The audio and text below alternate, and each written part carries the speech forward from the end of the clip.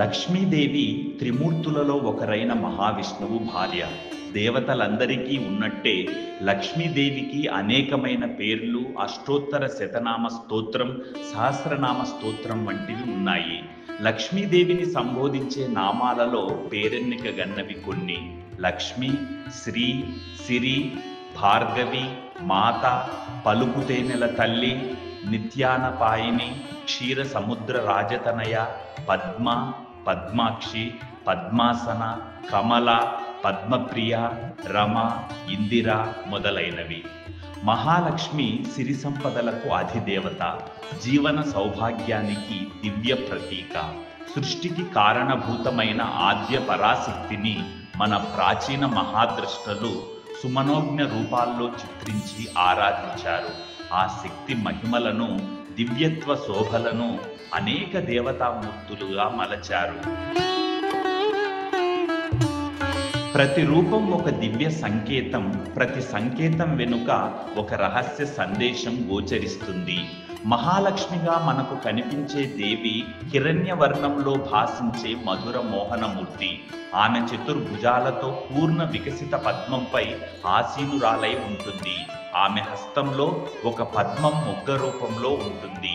సౌందర్యానికి, వినిర్మలతకు సంకేతం అది. పద్మం బురద నుంచి పుడుతుంది.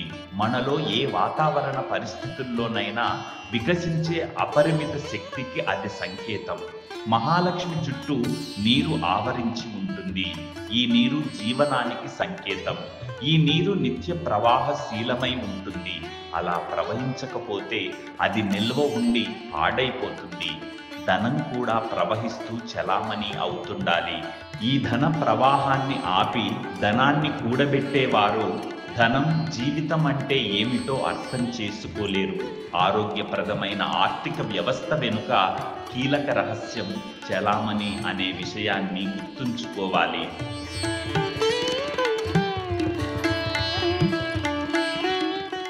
జాజ్వాల్యమానమైన శ్రీలక్ష్మీదేవి అతిలోక తేజస్సును, సుసంపన్నతను ప్రసరిస్తూ ఉంటుంది. ఆమె చతుర్భుజాలు చతుర్విధ పురుషార్థాలకు సంకేతాలు. అవి ధర్మార్థ కామ మోక్షాలు. జనన మరణాల చక్రం నుంచి మనిషిని విముక్తి చేసి ఆమె మహాసత్యం వైపు నడుస్తుంది. ఆ పురుషార్థాలు మన జీవన స్తంభాలు, వేదోపనిషత్తులకు పునాదులు. మహాలక్ష్మి ఆకుపచ్చని చీర ధరిస్తుంది. అది అభివ్యక్త శక్తికి, వికాసానికి, సారభూతమైన భూదేవి పచ్చదనానికి సంకేతం. అప్పుడప్పుడు ఆమె ధరించే ఎర్రని చీర రంగు కార్యశీలతకు, అంతఃశక్తికి ప్రతీక. లక్ష్మీదేవికి ఇరువైపులా 2 శ్వేత గజాలు నిలబడి నీటిని చిమ్ముతూ ఉంటాయి. తన ధర్మాన్ని అనుసరించి వివేకంతో, నిర్మల మనస్సుతో ఐహిక, ఆధ్యాత్మిక సంపదల కోసం నిరంతరాయంగా చేసే ప్రయత్నానికి అది సంకేతం. మహాలక్ష్మి చెంతనే ఒక తెల్ల గుడ్లగూబ కనిపిస్తుంది. దీని వెనుక 2 సంకేతార్థాలు ఉన్నాయి. ఒక ప్రతీకకు అర్థం వివేకం, అదృష్టం. మరొక సంకేతార్థం తెలివిహీనత. సంపద తెలివిహీనుల గర్వం, అహంకారం కారణంగా మాయమవుతుంది. అందువల్లనే లక్ష్మిని చెంచల అన్నారు. లక్ష్మికి ఒక సోదరి ఉంది. ఆమె పేరు అలక్ష్మి. ఆమె దురదృష్టానికి హేతువు. ధన నియమాలు పాటించకపోతే కలిగే దుస్థితి అది. లక్ష్మి అనే పదం సంస్కృత పదం లక్ష్యం నుంచి వచ్చింది. స్పష్టమైన జీవన లక్ష్యం ఉన్నవారి చెంత లక్ష్మి సుస్థిరంగా ఉంటుంది.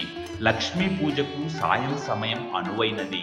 పరిశుభ్రంగా ఉన్న ఇంటిలోకి మాత్రమే ఆమె ప్రవేశిస్తుందని నమ్మకం.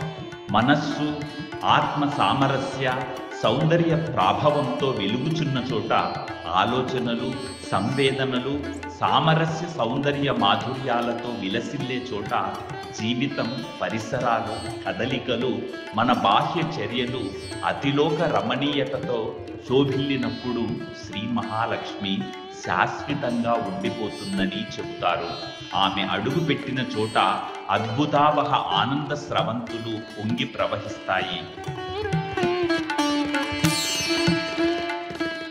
శ్రీ మహాలక్ష్మి సిరి సంపదలతో పాటు జీవితాన్ని భగవదానంద ప్రదీప్తం చేస్తుంది. సంతోషం లేని సంపదలు దేనికి? ఆమెను మనసారా ఆరాధిస్తే జీవితం అతి మనోహర కళాఖండంగా ప్రకాశిస్తుంది. పవిత్ర ఆనంద సుధామయ మంత్ర గీతమై రవళిస్తుంది. మన వివేకాన్ని మహదాశ్చర్య శిఖరాలపై నిలుపుతుంది.